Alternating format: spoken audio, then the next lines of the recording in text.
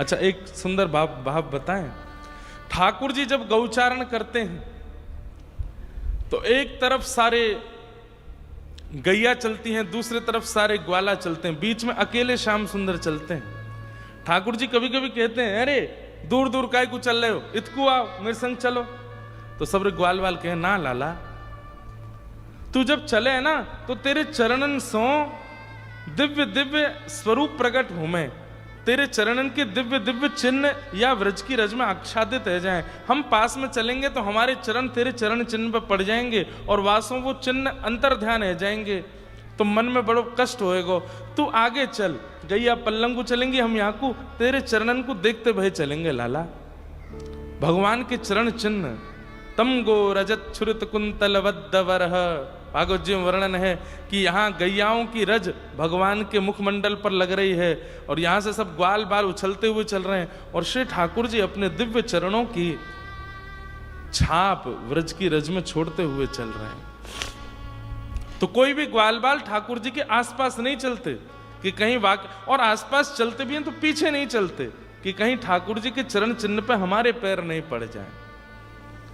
अक्रूर जी महाराज ने जब भगवान के चरण चिन्ह देखे तो कहते हैं, अक्रूर जी पैदल नहीं गए, लेट गए और लेटते लेटते ऐसे घूमते घूमते जा रहे हैं उन चरण चिन्हों पर। और तभी आप जैसे ही जहां वो चरण चिन्ह विश्राम हुए वहां पहुंचे, तब क्या देखते हैं, सुंदर गौशाला है और वहां गायों को कृष्ण बलराम दोनों मिलकर के व्यवस्थित कर रहे हैं। आहा, गौर वर्ण श्री बलराम जी महाराज नीलांबरी पहने, श्याम वर्ण श्री ठाकुर जी पीतांबरी पहने, जैसे ही नेत्रों के आगे दिखे अक्रूर जी महाराज के अविरल अश्रुधार गिरने लगी, शरीर कंपायमान हो गया। बस बिल्कुल ऐसी थी प्राण निकलने की स्थिति। ठाकुर जी ने दौड़ करके अक्रूर जी को हृदय से लगाया। क्यों? संयोग में प्रेम और विरह दोनों घट जाते हैं। कोई व्याकुल हो रहा हो, कोई विरह में आतुर हो रहा हो, उस समय यदि उसका प्रेमी उसका स्पर्श कर ले तो विरह शांत होता है। भगवान ने समझाया, अक्रूर जी आप ही प्राण त्याग दोगे तो हमको ब्रज से कौन लेके जाएगा, इसलिए ये विरह भाव मत रखो, आगे द्वारिका लीला तक आप मेरे संगी रहने वाले हो। और इस प्रकार भगवान ने अक्रूर जी का स्पर्श किया। नंद बाबा को पता चली कि मथुरा से कोई आयो, अब तो भीड़ लग गई महाराज पूरे वृंदावन में, मथुरा से कोई आयो है। कौन है? अक्रूर जी। कारण पूछा क्यों आए हैं, कारण बताया, कृष्ण बलराम को ले जाने आए हैं, वहां पर धनुर्यज्ञ हो रहा है और उस धनुर्यज्ञ में कंस इनको पुरस्कृत करना चाहते हैं। ब्रजवासी बोले, काय बात को पुरस्कार देना चाहे? बोले, हमने सुनी कि एक बार बहुत बारिश हुई थी तो आपके बालकों ने व्रज रक्षा में गिरिराज जी उठाए। हमने सुना था कि एक बार यमुना जी दूषित हो गई, उसमें कालिया नाग आ गए तो आपके बालकों ने उनको भगा दिया, बड़े बड़े राक्षस इन्होंने मारे। एक ब्रजवासी बोलो, हमने तो यूं सुनी कि सबरे राक्षस कंस नहीं भेजे। अक्रूर जी बोले, कंस यदि राक्षस भेजते तो पुरस्कार देने के लिए बुलाते? ऐसी भावना चित्त में मत रखो। ये सब अपनी इमेज सुधारने के लिए कंस कर रहा है। ब्रजवासियों ने स्पष्ट कर दिया, हम ना भेजेंगे लाला को और हमें कोई पुरस्कार नहीं चाहिए। हमारो लाला सदा व्रज में रहेगो, हम सबके बीच में रहेगो, खावेगो पीवेगो आनंद करेगो, कोई ना जाएगो मथुरा। अक्रूर जी महाराज थोड़ा समझाने लगे, अरे महाराज कंस के हाथों पुरस्कार प्राप्त होगा, आपके बालकों का मान होगा, दसों दिशाओं में इनकी यश कीर्ति फैलेगी। ब्रजवासी बोले, हमें ना फैलानी अपने लाला की कीर्ति, हम तक ही बहुत है। ठाकुर जी का मन भारी हो रहा है, ये ब्रजवासी कितना प्रेम करते हैं मुझसे, लेकिन जानो तो पड़ेगो, आगे की लीला तो करनी पड़ेगी। प्रसंग आता है कि नारद जी महाराज ठाकुर जी के पास आए और ठाकुर जी से आकर के बोले, जय जय, अब बहुत खा लियो माखन, खूब रचा लियो रास, खूब चरा ली गैया, अब ये जिस काम के लिए आप पृथ्वी पर आए वो पूर्ण कीजिए, पुनः वापस वैकुंठ चलिए। ठाकुर जी बोले, कहा करना है अभी? बोले, कंस को मारना है, जरासंध का उद्धार करना है, रण छोड़ करके द्वारिका की स्थापना, 16,108 विवाह, महाभारत का युद्ध, गीता का ज्ञान आदि आदि आदि सब बताए। तो कहते हैं ठाकुर जी भावुक होके नारद जी से बोले, मैं तो भूल ही गयो, मैं तो इन ब्रजवासीन के प्रेम में भूल ही गयो कि मैं परमात्मा हूं, कि मुझको ये सब भी करना है। नारद एक कामना है सके? बोले कहा, तू महादेव से जाके बात कर ले कि आगे परब्रह्म की पदवी को वो संभाल लेंगे। तू ब्रह्मा से जाके बात कर ले कि परमात्मा की गद्दी को ब्रह्मा संभाल ले। मैं त्याग पत्र दे रहा हूं, मुझ को नहीं अब परमात्मा के रूप में रहनो, मैं या ब्रज में ही रहूंगा, इन ब्रजवासीन के बीच में ही रहूंगा, आगे की लीला जैसे होनी है तू सब संभाल ले। नारद जी आप तो सब कर सकते हो, मुझ को या ब्रज से आगे नहीं जानो है। इन ब्रजवासीन के प्रेम से मैं इतना आनंदित है गया हूं, अब मेरे यहां से कहीं जावे को मन नहीं है। नारद जी बोले, पूरे विश्व को मोह विमुक्त करने वाला परमात्मा स्वयं मोह में आ गया। इन ब्रजवासियों का मोह आपको हो रहा है। अरे परमात्मा कोई पदवी नहीं है कि आप हटे तो कोई और बैठ गया। परमात्मा परमात्मा होता है। आपका कोई जन्म करता नहीं है, आपका कोई प्राकट्य करता नहीं है, आपसे पूरा विश्व चलता है। नाथ कैसी बात कर रहे हैं कि कोई और परमात्मा बन जाए? ठाकुर जी बोले, कैसे जाऊं? ये मधुमंगल, श्रीदामा, तन सुखा, मन सुखा, ये मुझे इंद्र आदि देवताओं से भी ज्यादा प्रिय हैं। नारद मैं कैसे जाऊं इनसे दूर? नारद जी बोले, मुझे कुछ नहीं पता नाथ, आप कुछ भी करिए, अब ब्रज से तो आपको बाहर जाना पड़ेगा। तो वही बात याद करके अब जब सब ब्रजवासी मना कर रहे हैं, हमें पुरस्कार नहीं दिलवाना, हमें अपने लाला को यश कीर्ति नहीं दिलवानी, सो ठाकुर जी हृदय पर पत्थर रख के थोड़ा बनावटी मुंह बना करके बोलते हैं, क्यों ना दिलवानो? तुम्हारे बालकन को यदि पुरस्कार मिलवे वारो होतो तो लपक के ले जाते मथुरा, लेकिन नंद जी के लाला को पुरस्कार नहीं मिलना चाहिए, नंद जी के लाला को कोई यश कीर्ति नहीं मिलनी चाहिए। अरे नंद को लाला तो सदा चोर बन के रहना चाहिए। तुम सब ब्रजवासी चाहो ही ना हो कि मुंह को यश मिले, कीर्ति मिले, सम्मान मिले। ये बात सुनकर के ब्रजवासी स्तब्ध हो गए। ना है लाला, हमारी ऐसी भावना ना है, हम वाह भाव से नहीं कह रहे हैं। लाला तू जाने ना है कंस कितनो क्रूर है। ठाकुर जी बोले, अरे कितनो भी क्रूर हो, पुरस्कार देवे के काजे बुला रहे हो। लपक के 2 मिनट में सबन ने मनाए कर दी कि ना भेजेंगे हम अपने लाला को, हमें ना दिलवानो यश कीर्ति वैभव। क्यों? या 4 दीवारी में ही मुंह को भीतर रखोगे, यहीं बूढ़ो कर लोगे? अरे सबके बालक घूमे जामे, सबके बालक आगे जामे, हम क्यों ना जा सके? हम भी जाएंगे। ये बात मन से नहीं बोल रहे हैं ठाकुर जी, लेकिन कुछ तो क्रिया बनेगी व्रत से निकलने की। नंद यशोदा सब ब्रजवासी चुपचाप ठाड़े ठाकुर जी को देख रहे हैं। दाऊ दादा भी लाला के स्वर में स्वर मिला रहे हैं, हाँ हमको जानो है। ऐसा ये व्रज, आज कोई भी ब्रजवासी सोए नहीं है रात्रि भर। ना है लाला, हम तो बस ऐसे ही कह रहे, अरे मैं परसों आ जाऊंगा, जान दो मोकू। सब ब्रजवासियों को लगा कि हमारा प्रेम कन्हैया को ऐसा लग रहा है कि हम चाहते नहीं है कि उसको कुछ श्रेष्ठ प्राप्त हो, इसलिए मौन रहो भैया, कुछ मत बोलो। लेकिन मौन भी नहीं रह पा रहे हैं, बार बार ठाकुर जी के सामने जा रहे हैं। बोले, लाला तू सच में मथुरा जाएगा? बोले हाँ। अरे 6 किलोमीटर दूर है मथुरा यहां से, मैं जाऊंगा, पुरस्कार लूंगा, परसों आ जाऊंगा, इतनी कहां बड़ी बात है गई? ब्रजवासी बोले, लाला बड़ी बात तेरे काजे ना है, पर हम सब तो कमल हैं और हमारे काजे तू ही सूर्य है। लाला जब तक सूर्य ना आवे कमल कैसे खिलेगो? हम लोग तो को देखे बिना रह ना सकें। तो लाला एक काम करें। बोले कहा, हम सब ब्रजवासी चलेंगे तेरे संग, मथुरा में तो को पुरस्कार दिलाए कि हम सब तो को ले आएंगे अपने संग। हाँ भाई सबरे राजी हो? सब ब्रजवासी बोले हाँ ये बढ़िया है, सब अपनी बैलगाड़ी में सब सामान रखो, सारे ब्रजवासी चलेंगे लाला के संग। ठाकुर जी फिर घबराए, बोले ये सब गए तो फिर काम नहीं बनेगा, ये मुझे ले ही आएंगे वापस।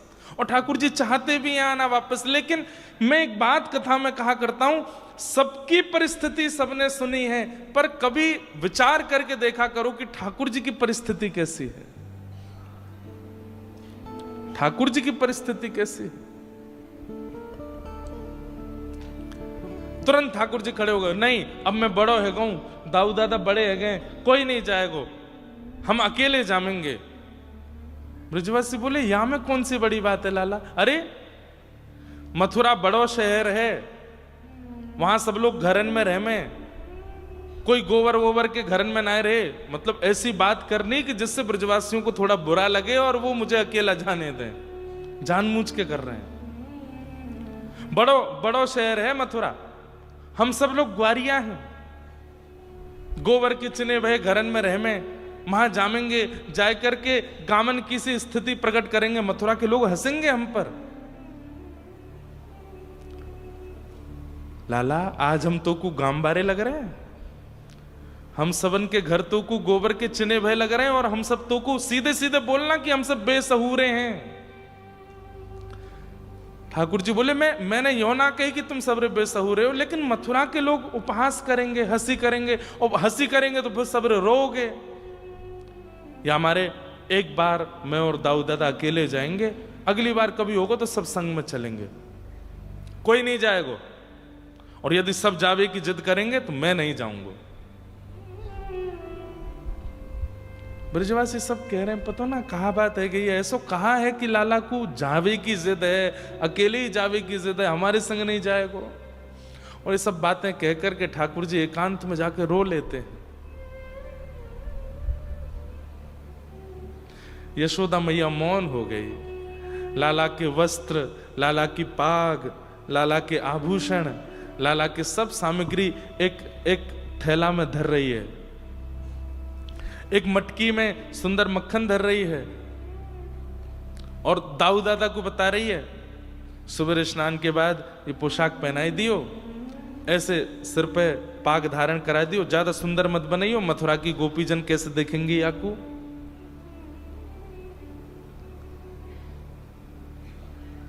ठाकुर जी देख नहीं पा रहे इस भाव को।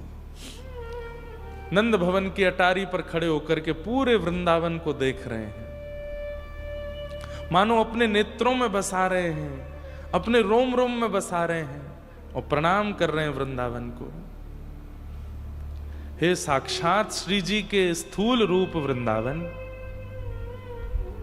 अब मुझे आगे जाना पड़ेगा, अनेक लीलाओं के लिए मुझे आगे निकलना पड़ेगा। आप कृपा करना श्री धाम, मैं पुनः वापस आ सकूं। एक एक लीला का स्मरण कर रहे हैं, वहां कैसी भाव लीला हुई, वहां कैसी रास लीला हुई, वहां गोपी के घर में कैसी चोरी भई, यहाँ ग्वालन के संग कैसो खेलतो, यहाँ नंदरानी यशोदा मेरे पीछे भागो करती, यहाँ कैसी लीला भई। सब पूरे वृंदावन का दर्शन करके ठाकुर जी सजल नेत्रों से वृंदावन को प्रणाम कर रहे हैं। यशोदा मैया ने आवाज लगाई, लाला चल रात्रि है गई, सो जा, सुबह जल्दी निकलना है। ठाकुर जी यशोदा मैया के पास ही सोते हैं रात को, मैया की हाथ की तकिया लगा करके श्याम सुंदर पौड़े हैं, और जोर से आलिंगन करके मैया की छाती पर अपनो मुख गाड़ करके लंबी श्वास ले रहे हैं, और लंबी श्वास लेके मैया के तन की सुगंधी को अपने भीतर ले रहे हैं, और बस सोच रहे मैया अब नहीं आऊंगा मैं, मैया तू मेरे भीतर बस जा। बोल नहीं रहे हैं, यशोदा मैया के एक एक अंग को स्पर्श कर रहे हैं ठाकुर जी, कोमल हाथों का स्पर्श करते हैं। जाते मैया रोज गाल पकड़े, रोज केश सवारे, रोज ठाकुर जी को स्नान करावे, मैया के मुखमंडल को स्पर्श करें, नेत्र को स्पर्श, नाक को स्पर्श, सारे स्पर्श कर रहे हैं ठाकुर जी। 11 वर्ष 56 दिन के हो गए ठाकुर जी, और रात्रि में मैया से कह रहे हैं, मैया मुझको भूख लगी है। अच्छा लाला, तेने तो कलू कियो ब्यारू करी। मैया फिर भूख लग रही है। मैया बोली रुक जा कछु लाऊं। नहीं मैया कछु ना, तू पड़ जा, मुझको दूध पिलाए दे अपनो। मैया बोली है इतना बड़ा है को अब दूध पीवे को। मैया मेरी प्रार्थना मान ले, मुझको दूध पिलाए दे। अरे लाला इतना बड़ो है को अब दूध ना पी क्यों करें। ना मैया नेक पिलाए दे। जिद करने लगे ठाकुर जी। यशोदा मैया भी स्वयं को रोक नहीं पाई और ठाकुर जी पयोधर पान कर रहे हैं और रो रहे हैं नेत्रों से। मैया बोली लाला तू रो काई करो है। मैया तो सो एक दिन भी दूर नहीं रहो जब से जन्म भयो, कल जानो पड़ेगो। कैसे रहूंगो मैया तेरे बिना। मैया बोली मैं चलूं तेरे संग। ना ना मैया, कंस बड़ो क्रूर है, वहां को मन पतो ना कैसो है जाए, तू मत चले मैया। लाला देख मैं तेरो अनहित ना चाहूं, तू देख ले, तू भी मत जा। ना मैया अगर नहीं जाऊंगो तो ब्रज के बालकन को उत्थान कैसे होएगो। कल को मैं पुरस्कार लेके आऊंगो, सबरे बालक देखेंगे अरे लाला को पुरस्कार मिलो, तो कल को वे भी अच्छी अच्छी योजना बनाएंगे, वो भी ऐसा कछु करेंगे कि उनको भी पुरस्कार मिले, सबको मनोबल बढ़ेगा। मैया मैं जाऊंगा। मैया ने अंक में भर लिए ठाकुर जी। यशोदा मैया भी रो रही हैं, लाला भी रो रहे हैं। रात भर सोए नहीं। सबसे लंबी और सबसे काली रात्रि थी वृंदावन की। लाखों की तादाद में ब्रजवासी नंद भवन के मुख्य द्वार पर ही बैठे हैं रात्रि भर, कोई अपने घर नहीं गया। और सब सूर्य नारायण से प्रार्थना कर रहे हैं, हे सूर्य नारायण आप उदित मत हो, और देर चलने दो, और देर चलने दो इस रात्रि को। क्यों? सुबह होते ही कन्हैया चले जाएंगे। और बंधुओं ये स्थिति तब है जब ब्रजवासियों को पता है कि परसों कन्हैया आ जाएगा, तब ये स्थिति है। इन्हें नहीं पता कि श्री कृष्ण आने वाले नहीं हैं। एक दिन का वियोग नहीं सह पा रहे हैं ये ब्रजवासी। ब्रज के बिरही लोग बिचारे, ब्रज के बिरही लोग बिचारे, बिन गोपाल ठगे से ठाड़े, गोपाल ठगे से ठाड़े, ठगे से ठाड़े। ब्रज के बिरही लोग बिचारे, ब्रज के बिरही लोग बिचारे।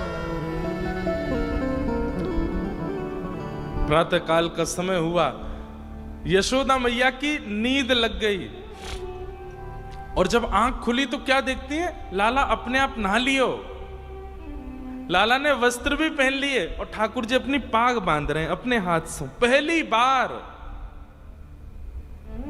और यशोदा मैया उठ करके, लाला तू कब उठ गयो? मैया बस अभी उठो। तू नहा लियो? तू मोए ना उठा सको? अब अपने आप वस्त्र पहन लिए, अपने आप पाग बांध रहे हो अपनी, मोसो ना कही एक बार। मनी मन ठाकुर जी सोच रहे हैं मैया मुझ को आज स्नान कराएगी, वस्त्र पहनाती तो मैं जा ही नहीं पाता। अब दूर जानो है तो अपने आप अभ्यास करने पड़ेंगे। मैया मुझ को लगी कि कल मथुरा में स्वयं स्नान करना पड़ेगा, तो आज से ही प्रारंभ करूं कैसे स्नान होवे, कैसे वस्त्र। ठाकुर जी को नहीं आते वस्त्र पहनने, आज तक नहीं आते। आज भी कोई भक्त पहनाए तो पहनते हैं, लेकिन उस दिन स्वयं धारण किए। माखन की लौनी और सुंदर रोटी के साथ मैया ने बाल भोग करायो है, लड्डू पवायो, दूध पिवायो, लाला को तिलक कियो है। मेरो लाला खूब प्रेम से जाइयो, विजयी है कि लौटियो, पुरस्कार लेके आइयो। दाऊ दादा और ठाकुर जी दोनों ने प्रणाम किया। आंखें लाल पड़ी हैं ठाकुर जी की, पर अश्रु को आने नहीं दे रहे हैं। बंधुओं, अश्रु आपके वश में नहीं होता। श्वास और अश्रु, ये दो गतिविधि हम लोगों की ऐसी है जिसको हम चाह करके रोक नहीं सकते। श्वास कितनी भी रोक लो, बहुत देर बाद लेनी ही पड़ेगी, उसके बिना चलेगा नहीं। ऐसे अश्रु है, अश्रु भावनात्मक प्रकट होता है। उसको आप कितना भी चाहो कि ना निकले ना निकले, मैं पी जाऊं, नहीं पी सकता कोई। लेकिन अगर कोई पी रहा है, समझो वो कितना विरह में है। ठाकुर जी अश्रु नहीं प्रकट होने दे रहे हैं। आंखें लाल पड़ी हैं, नीची नजर करके चल रहे हैं, किसी को देख नहीं रहे, क्योंकि किसी का रूप देख लूंगा तो कहीं मैं टूट ना जाऊं। नंद भवन से बाहर निकले लाखों ब्रजवासी और बिल्कुल शांति, ऐसा लग ही नहीं रहा कि सामने कोई खड़ा है। क्यों? सब अपलक नेत्रों से कृष्ण को देख रहे हैं। और धीमे से आवाज आती है, लाला मत जाना, लाला तू मत जावे, लाला तू जैसे कहेगो हम वैसे रहेंगे, लाला तू मत जावे। अरे हम ब्रजवासीन के प्रेम से बड़ो पुरस्कार है लाला। ठाकुर जी सुनते सुनते धीमे धीमे निकलते जा रहे हैं, किसी का प्रत्युत्तर नहीं दे रहे। ब्रज की इस अवस्था को देख करके, इस स्थिति को देख करके अक्रूर जी महाराज ने मन में विचार किया, ये क्या हो रहा है? इन ब्रजवासियों की स्थिति देख करके लगता नहीं है कि ये कृष्ण को केवल बालक मानते हैं। अरे इनके प्राण बसते हैं श्री कृष्ण में, और मैं ऐसे कृष्ण को लेके जा रहा हूं और मुझे पता है कि कृष्ण वापस आने वाले नहीं है। क्यों? क्योंकि जब अक्रूर जी वृंदावन आ रहे थे तो देवकी मैया मिली हैं अक्रूर जी से, और अक्रूर जी से कहती हैं, मेरे लाला को लेने जा रहे हो? बोले हाँ। याद रहे 11 वर्ष 56 दिन वियोग सहा है मैंने, अब नहीं जाने दूंगी लाला को, तो व्यवस्थित करके आना ब्रजमंडल को। और सुनो, यशोदा को बता के आना कि कृष्ण मेरा पुत्र है। इसलिए नहीं कि मुझ में कोई प्रतिस्पर्धा है या मेरे अंदर कोई ईर्ष्या भाव है, केवल इसलिए कि वो मां है, प्रतीक्षा करेगी अपने पुत्र की, और प्रतीक्षा में कहीं पागल ना हो जाए, इसलिए उसको वास्तविकता बता के आना कि कृष्ण देवकी नंदन है। अक्रूर जी महाराज ने स्थिति देखी, तुरंत नंद भवन के भीतर यशोदा मैया द्वार पर खड़ी थी। मैया से बोले, मैया 2 मिनट भीतर आओ, मुझे आपसे चर्चा करनी है। भीतर ले जाकर के चरणों में बैठ करके अक्रूर जी महाराज कहते हैं, मैया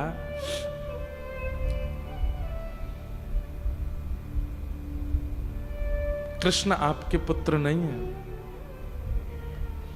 वसुदेव और देवकी के पुत्र हैं कृष्ण। 11 वर्ष 56 दिन पहले आपने खबर सुनी होगी कि कंस के कारागृह में अष्टभुजी देवी प्रकट हुई थी। वो अष्टभुजी जो लाली थी वो आपकी कन्या थी। वसुदेव जी महाराज ने लाला की रक्षा के लिए रात्रि में वहां से ला करके गोकुल में आपके बगल में पड़ा दिया और आपकी लाली को ले जाकर के कंस को दिया, जो कि अष्टभुजी देवी के रूप में प्रकट हुई थी। कृष्ण देवकी नंदन है, कृष्ण वसुदेव नंदन है। तो मां, मैं केवल इसलिए आया हूं, आप प्रतीक्षा मत करना। कृष्ण संभवतः वापस नहीं आएंगे, वो अपनी मां के पास रहेंगे। अब ये बात कोई मां सुन ले तो कैसे क्या स्थिति होगी उसके। यशोदा मैया तो बिल्कुल जैसे मानो रक्त ठंडा पड़ गया हो। अक्रूर जी कह करके तो चले गए। यशोदा मैया को थोड़ी देर तो होश ही नहीं आया, और थोड़ी देर बाद जब होश आया तो उठ करके चल रही हैं, पैर रखती कहीं है, जाता कहीं है, लड़खड़ा रहे हैं, जैसे तैसे बाहर पहुंची। ठाकुर जी रथ में बैठे ही थे, गोपियां सामने लेट गई हैं, हमारे ऊपर से ले जाओ रथ को। ठाकुर जी चिल्ला चिल्ला के बोल रहे हैं, अरे मैं परसों आ जाऊंगा, इतनो रोवे की कहा बात है, इतने विलंब, इतने परेशान है वे की कहा बात है, मैं आ जाऊंगा परसों। जैसे ही रथ बढ़ा है आगे, यशोदा मैया की आवाज आई। ठाकुर जी देख नहीं रहे हैं पीछे मुड़ करके, बस नेत्र बंद करके बैठ गए हैं। तभी आवाज आई, कन्हैया, लाला। और जैसे ही लाला शब्द, कन्हैया शब्द सुना, समझ गए तो मैया बुला रही है। ठाकुर जी ने पीछे मुड़ करके देखा, अब तक जितने अश्रु छुपाए थे एक संग फूट पड़े और चलते हुए रथ से श्री कृष्ण कूद पड़े, दौड़ करके गए और मैया के गोद में जाकर के ऐसे लद गए और लद करके दोनों हाथ पैरों से मैया को आलिंगन कर लिया। हाँ मैया, कहाँ भयो? मैं आ जाऊंगा ना परसों, मैया तू रोवे मत। यशोदा मैया हंस भी रही है, रो भी रही है। कन्हैया, परसों आएगो? बोले हाँ। मेरे सिर पे हाथ रख के सौगंध खा के गए, परसों आवेगो? ठाकुर जी कुछ नहीं बोले। आऊंगो ना मैया? बोले कहना तेरी सौगंध मैया, आ जाऊंगो। बचपन से तो तेने इतनी बार सौगंध खाई, आज खा ले। ठाकुर जी कुछ नहीं बोले। यशोदा मैया पुनः हृदय से लगाती है, बोले तो कुछ संकुचित ना करना चाहूं लाला, लेकिन आज मुझको पता चली कि तू मेरो लाला नहीं है, तू तो देवकी को लाला है।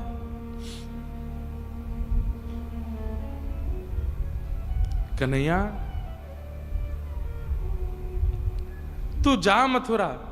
अरे वह मैया ने जाने तो कुछ जन्म दिए, वो तेरी प्रतीक्षा कर रही होगी, लेकिन बस मेरी एक बात मान के चलो जा, एक वचन मुंह को दे के चलो जा। ज्यादा ना खबर मिले कि यशोदा मैया मरणासन अवस्था में हैं, और मैया कहूं कि धाई मां कहूं, ठाकुर जी मां को पकड़ ले, मां ऐसे मत बोलो। बोले लाला तू मेरो पुत्र नहीं है, अब तो यही शब्द कहना पड़ेगा। नहीं मां, मैं आपको ही लाला हूं, मैं पूरे विश्व की सौगंध खा के कह रहा हूं, मैं आपको ही लाला हूं मां, ऐसा मत के।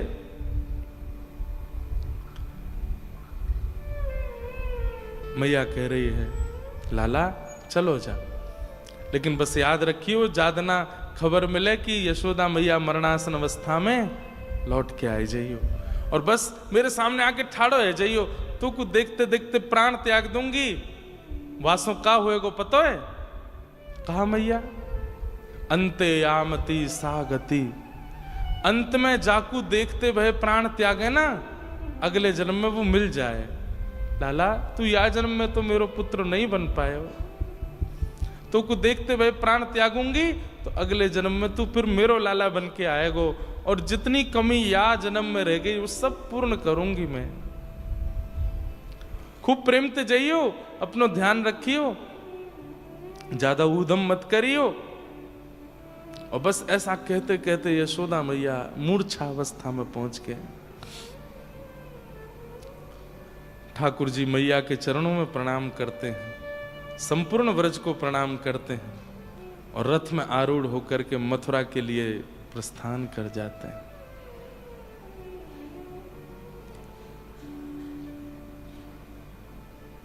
सब ब्रजवासी खड़े खड़े निहार रहे हैं और ठाकुर जी निकल गए। बंधुओं, अब हमारे व्रज साहित्य के अनुसार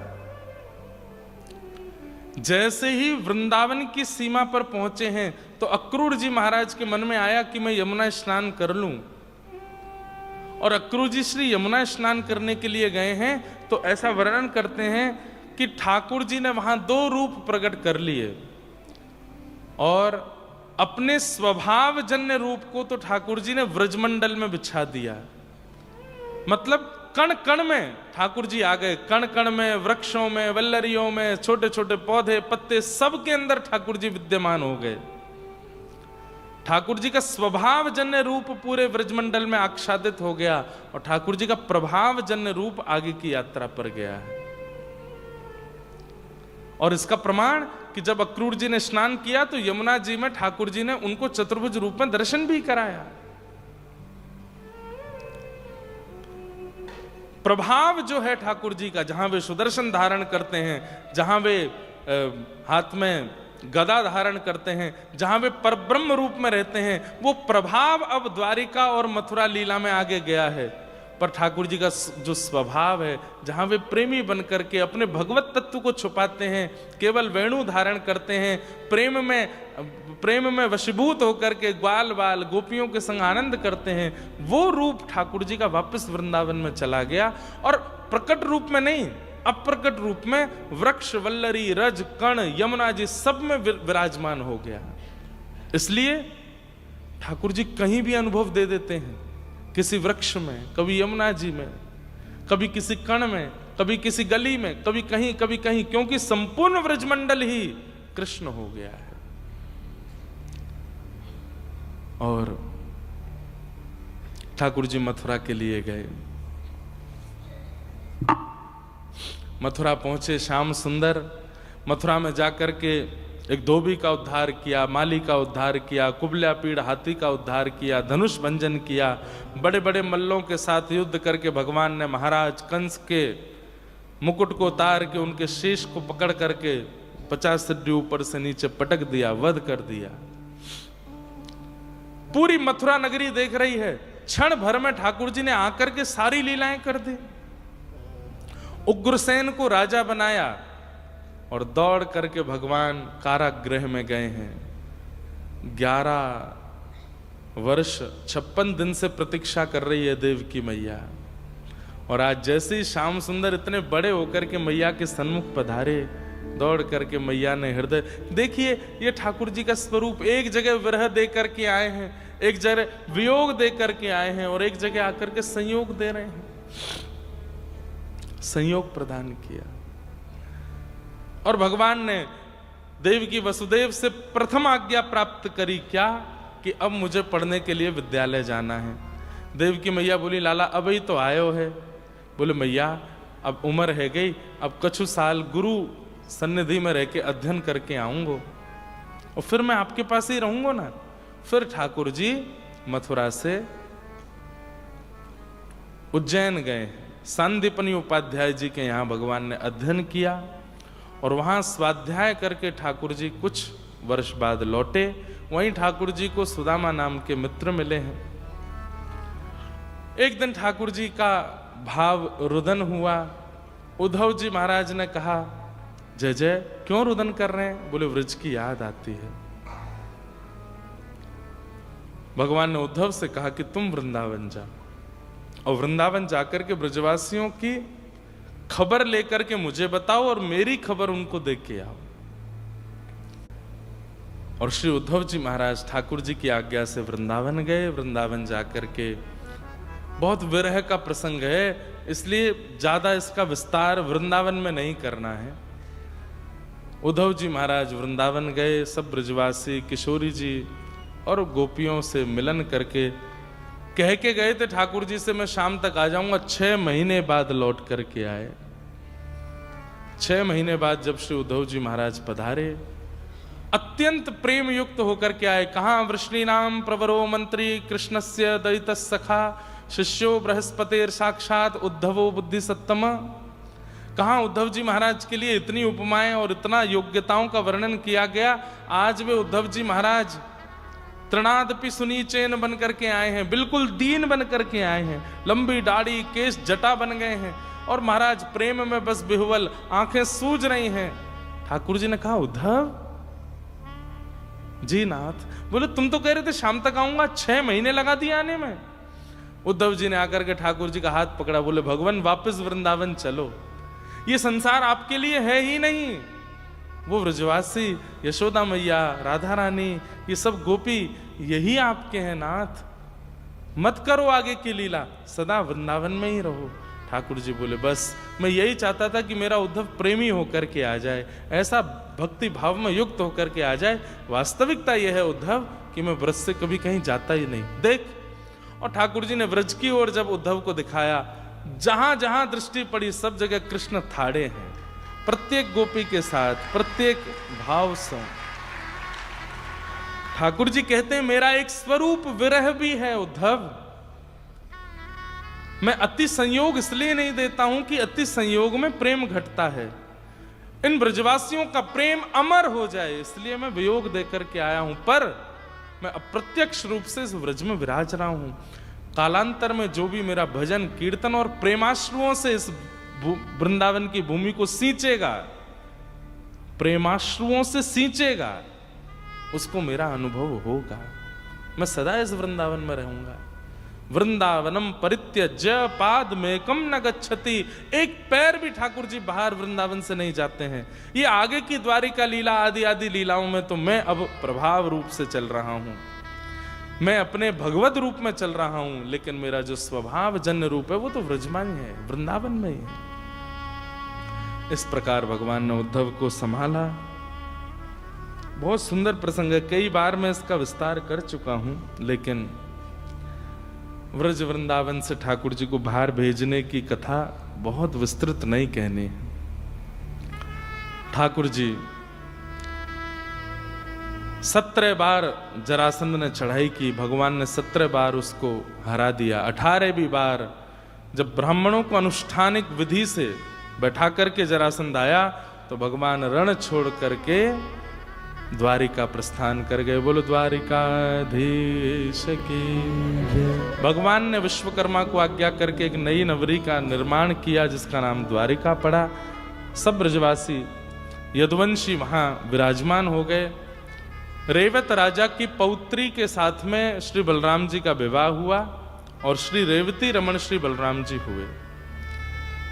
कौंडन्यपुर के राजा भीष्मक, उनकी पुत्री रुक्मणी जी, जिनको नारद जी ने कथा सुना सुना करके ठाकुर जी के प्रेम में आच्छादित कर दिया है, वे रुक्मणी जी भगवान को पत्र लिखती हैं।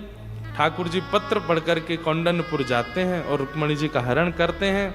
तत्पश्चात विधिवत भगवान का रुक्मणी जी के साथ में विवाह होता है। बोलो रुक्मणी रमण भगवान की।